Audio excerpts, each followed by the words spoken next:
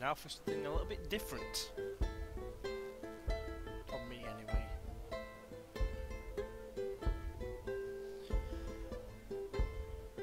This is the Guild of Dungeoneering, on a quest we're never veering, oh to be a Dungeoneer, swimming in pools of gold. This is the Guild of Dungeoneering, all the monsters keep appearing, oh to be a Dungeoneer, whose stories will be told. What's that sound? I hear a noise. Something's coming, girls and boys, run for the hills and far away. We're the Guild of Dungeoneering. Curse and swear, but don't despair. The way out of here must be over there. I think we're lost, but what do we care? We're the Guild of Dungeoneering. There we go. Welcome everyone to the Guild of Dungeoneering, with the expansion of Pirates Cove with it as well. We'll get to that eventually, but I think we're going to do normal basic missions to start off with. I've had a little play with this, spent about an hour maybe on it, maybe a little bit less. We'll jump straight to the new game. I've just been playing around with the settings, so I've got the music down to 20% because otherwise it overpowers me, which might be a good thing to yourselves. We're on full screen mode at the minute. I might change to window mode at a later date. We'll have to see how this video turns out in the whole, on the whole, should I say.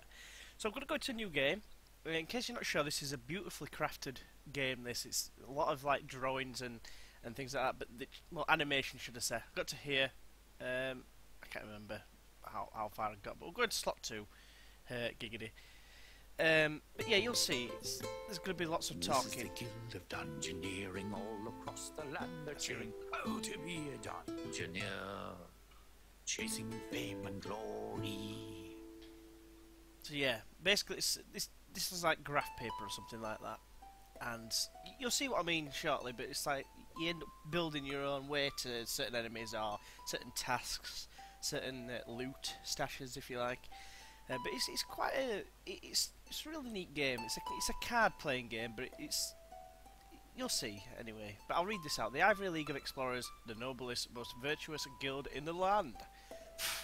Those insufferable jerks. I'll show them. They won't think me so grossly incompetent when I have my own guild. I've bought a small hole in the bad part of town with the gold I borrowed from them. I've staked out a dungeon that's ripe for the picking. I've even found a chump who can do all the dirty work while I sit back and watch all the coins roll in. Like my father always told me, there's always someone stupider than yourself. Well, he never really said it to me. Actually, he said it to everyone but me. Hey, wait a minute. So welcome, this is your guild. And what you get here is a chance to build a barracks. And here it is. So you'll see what I mean about the drawing aspect of it. You pick it up, and then you can only put it where it tells you. So you got here, here, or here. And as you can see, there's like some little beds and stuff. That's pretty cool. We're going to put it above the centre, Tyrone. We can rename these guys. Always left behind, the solitary lump, the pawn who's fodder for the grind, the sorry little chump. So every time you build one of these buildings, it gives you a new Dungeoneer, a new kind of Dungeoneer. It sings a song that's got the rhyme with this word here, chump. But it could be different words at the bottom.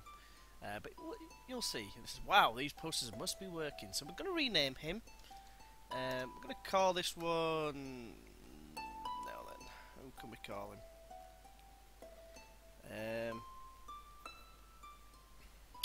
I should have thought of this beforehand. What games have I been playing? Well, I'll just call him Arnold, even though it's not... like, doesn't look anything like Arnold. But anyway... So there we go. Arnold is going to go exploring. You can expand your guild to gain new Dungeoneers and abilities. But first try going on an adventure. Okay, we'll go exploring. The first place we can go is over here. And the adventure is rats. How original. You always fight rats in adventure games. Quest 1 is Squeak Squeak. Everyone's going to start somewhere. We will enter said dungeon with Arnold. So this is what I mean now. Now playing royalty. Right, okay. So what you do here, they're going to play, the computer's going to play it for us here. There's a rubber ducky that we can kick its ass shortly. You put a gold coin there. Is that a gold coin? Yes, it is. And it gets straight into a fight. This part we've got to do ourselves. So this guy's going to fire his physical attacks and then his magical attacks. Physicals are red, magicals are blue, like this kind of blue.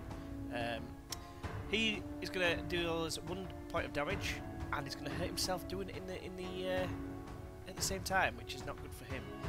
We've got a lucky hit, which is going to provide us with 2 damage. So let's go ahead and do this. It's going to leave him on 1 hit point. The rubber ducky, that is.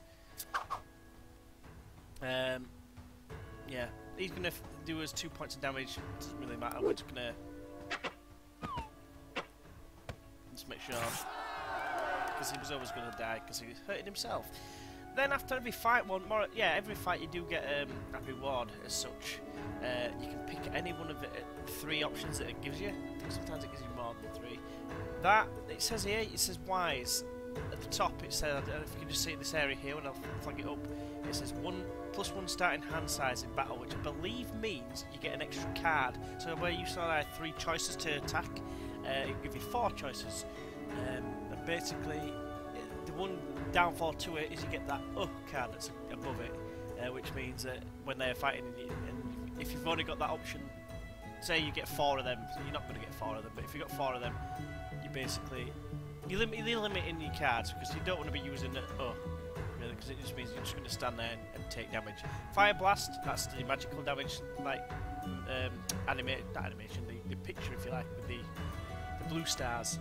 And the rekindle's quite good. It does 1 damage, gives you 1 hit point back as well. But we're going to go for the cuppa because it's a different variation of damage, because there is defensive cards and sometimes it's nice to try and get around them. So it's our turn to have a go. We can play 3 of these cards at one time. There's a room there we can't really make any use of, but what I will do is I will join. No, I can't. I won't join that up. I will join this up here. Why not? And we'll fight a giant bat first. So you can place it. The idea is you put enemies down so you can battle them, and then you can level up and get some better items, because you can wear a hat, chest plate or something daft, a weapon, and an offhand, which this time is a cuppa, which is actually kind of fitting for me because I drink lots of cups of tea. You can see it's got a tea bag in. It's got the little, probably Tetley's thingy majiggy. If you live in England, you know what I mean. Oh, in Scotland and Britain. Why am I saying England? Everyone gets Tetley's or whatever in the UK. So, yeah, end turn. Well, let's get this over with. Beat him senseless with a cup of tea. Now you notice that this bat has got a trait over here. It says -1 hit point if in a dead end. If it was a dead end, it'd only have 3 hit points instead of 4, which is fine. Now, one thing we can do, we can give it cause some damage, but there's no point because it's going to get a hit point back. So what I'm going to do is I'm going to use this coward card, which is specific to the chump Dungeoneer. Use this, it'll block it, it'll stop any healing happening anyway, so it's just the same as using it. And then this yellow thing here, yellow shield, means it's unblockable. You cannot block this damage, so you've got to just like tick it on the chin like a trooper and accept it. So we're going to use Fire Blast to deal 2 points of damage. It's another unblockable, and we've got a lucky hit, which is going to do the same. It's going to cause 2 points of damage, but this time destroy him. And then we get another reward. We can get another cuppa. We can't have 2 cuppas, unfortunately. Dual wielding cups of tea would have been awesome, but unfortunately, it's for the offhand. If you notice down here, it says offhand. Oh, and actually, if you scroll down, ooh, that's better. Yeah, you've got a wooden board, which is a repel, which is 3 physical damage, like repellents, if you like. That doesn't even make any sense. It's a very good card to have. Is it better than the Fire Blast that we've got? For this level, probably not. I mean, Repel's a very solid card to have, but what you're looking for is you wanted to just get over the early levels as soon as possible. So the more damage you can dish out, the better. Which is why we're probably going to take the Force, because it's the Force. Use the Force. Use the fork, Luke. But yeah, we've got the fork. Is it time for second breakfast? Second breakfast? Who has 2 breakfasts? Greedy bastard. But anyway, I'm going to pick that up because it gives us another more means to deal 2 points of damage, which is probably going to see us through this fight. So we've got a rat that makes a nasty noise. Meanwhile, I am going to put this here. Get us ready to attack all 3, because that's all we've got to do is defeat 3 monsters. We've defeated 1. We might just get on with it. Ideally, we want some loot putting down. Oh god, that's a rusty gnat. A nasty rat. A rusty gnat. It's a Rastafarian gnat. Now, this is a weird card that you've probably not seen, and it's a good job we've got the cow card, because this will, if you read this here, if successful, i.e. if the point of damage hits us, it'll discard one of these cards. We don't know which one it'll be, but the best course of action is to use a defensive card. You could use the better cards if you've only got like these ones. These ones are not as important as the double damaging ones or some defense damage ones, but the defensive ones. That's why I'm going to go for the defense, because it prevents that from happening. So as you can remember, if you can remember, they're going to damage us no matter what. So I'm just going to slice them with a fork. There we go. Having a snack with this cup of tea. 1 point of damage is not really worth that. I'm not too fussed about it. I'm just going to throw a double damage fire blast in there. And another point of damage that we're going to do. But you know what? Eyes closed punch, which you can imagine him just going eh, while closing his eyes. That eh was a swing of my fist in a very slow pace. At a very slow pace. Here we go. Bit of singing. Victory, it being such a fine, fleeting thing, is often not to be found. Who knows what horrors the future may bring? So cherish it while it's around. Yeah, congratulations! Despite their best efforts, your little Dungeoneer made it out alive. So all there is to do is to gather the loot they risk their lives to collect and flog it for a bit of gold.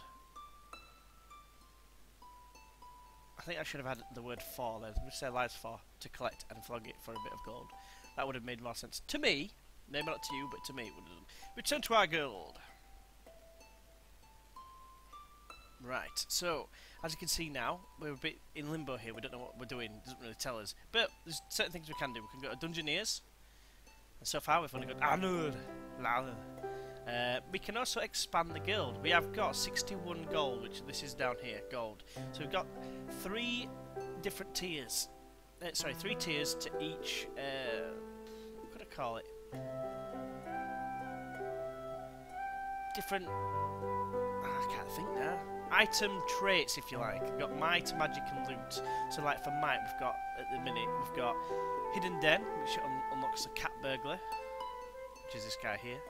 If you click on him, it tells you exactly what he's got. So he's got Pounce, which is an unblockable 1-hit attack. Scratch, this is a new icon for you. It's basically you attack first. It will do 1 point of damage before they can get their attack out, because they usually go first to the enemy. Throw cat, 2 throw cats should I say, which is a decent card, well 2 decent cards because they do 2 points of damage. Catnip, that's something you can stack up some damage before. You won't do any damage on the actual go, so if you take 1 point of damage you take it on the chin, stack up some damage, and then eventually you might be able to do like 4 points of damage if you like, entwine it with throw cat. It can be very, very good. Covetous bonus treasure card. That's the trait that the cat burglar has been, so you get more loot, I believe. Not a bad class to have. There's a trickster talisman, which plus 1 loot choice slot after first 2 fights. So instead of having 3 choices, you get 4. That's not bad, but it's probably not going to be a priority. Then you've got the training yard, which is the bruiser. The bruiser looks quite good. Well, it doesn't look good at first, but it's got both defensive cards. So if anyone attacks with magic, you've got a chance of blocking it. You tried something is good as well, because 2 points of damage is blocking. You've got Get Out of Here, which is 1 attack and defense. This one here, which is obviously, as you know, it's unblockable, 1 point of damage. And you've got Oi, which is just 1 physical damage. The main thing about the bruiser is, when you fully block an attack, you will deal 1 damage to the enemy. So using these 3 here, you can, especially this one, you can do 2 points of damage to that one. You could always do 1 point of damage if it's not more than 2 damage coming your way. That's where they're a decent class to go for. I'm probably not going to go for that one then. You've got Warrior Spirit, which is a decent one to have. Plus 1 to the first physical damage in battle for the first 2 fights, which is always good. It gives you that bit of a early chance to get yourself leveled up because obviously first couple of fights you level up normally at least once, depending on who you're fighting. But yeah, you end up extra bit of physical damage, which can help, especially if against an enemy that's got slightly more health than you. Then they've got to go into the magic one. You've got the mime here, copycat, stage presence ×2, bullhorns, imaginary box, and imaginary cannon. Which this is basically, as you can see, pretty much a magical class. You can steal cards, and so you can clone enemy's card. You can discard the enemy's cards, so they get less options. And then you've got this one that does a little bit of physical damage, but this one's particularly good because if they are attacking with like just 1 damage of like physical, you can block it and do what like the catnip did, where you stack up some damage, and the next time you get a chance to get imaginary cannon out there, you do more 2 damage plus what you stack up on here, which is pretty good. But probably not one I'm going to go for just yet. Talisman of Heal Aid. +1 hit point for the first 2 fights. Again, could help you. It could help you in your quest. Looks like Doc, but like a bit darker skinned. Apprentice is wholly magical damage. 2 unblockable attacks, a quick attack, a magic attack and defense. Magic defense, that is. Fire shield and defense is a fire shield. Fire attack and magic attack. Get me words out. Magic attack and magic defense. That's pretty good. And then steal 2 cards. I don't know if that means. Yeah, I think they just get 2 cards anyway. Talented means start with fire 1, which means I think they are on fire to start off with, so their health will go down gradually anyway. The big drawback to this is purely they've got no damage, physical damage protection. They can't do any physical damage, so chances are you're not going to be able to do any damage with them if they have just one of these shields. So that's the thing you're going to look for. That's why I'm probably not going to choose that. That one. Crone's Knowledge. Talisman of the Crone.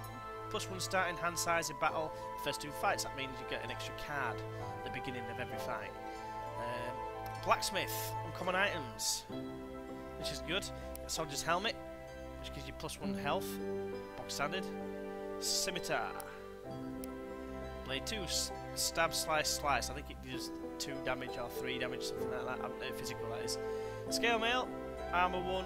+2 health. That's a very good item to have early on. Mace, Crush 2, and Blade 1. I can't remember exactly what it gives you, but they give you some decent things. Sash is pretty good because it gives you Swift. Swift 1 means you get to go first, I believe. And then Flintlock. Fury. Fury, it gets activated if you go below, I think is it half health or less. Hold still there now, give me a second. That's what it says. But we've got the Leatherworker as well, which is basically all these, just items that we can have. It just gives you certain things. We'll go into them as we get into the loot ones, because there's too many to read out, to be fair. We're just going to get into what we're going to choose, and that's probably going to be the Cat Burglar, I think, at this stage. So we're going to build this, and listen to a sing-song.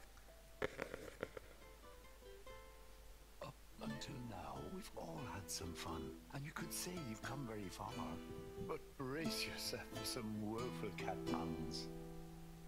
Now that we have a cat burglar. So we have a cat burglar, like I said, there's a little jingle every time. We're just probably going to see the end of Arl. But I'm trying to think of who we can put in here.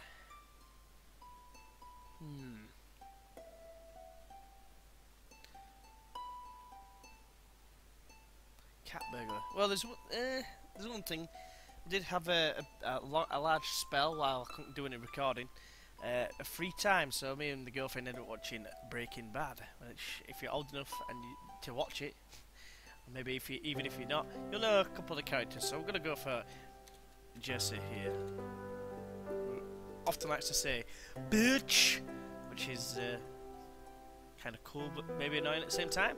But we'll be using Jesse on the next adventure, so hopefully join us for that, and hopefully you'll see us then. But until then, I will see you then. Bye bye.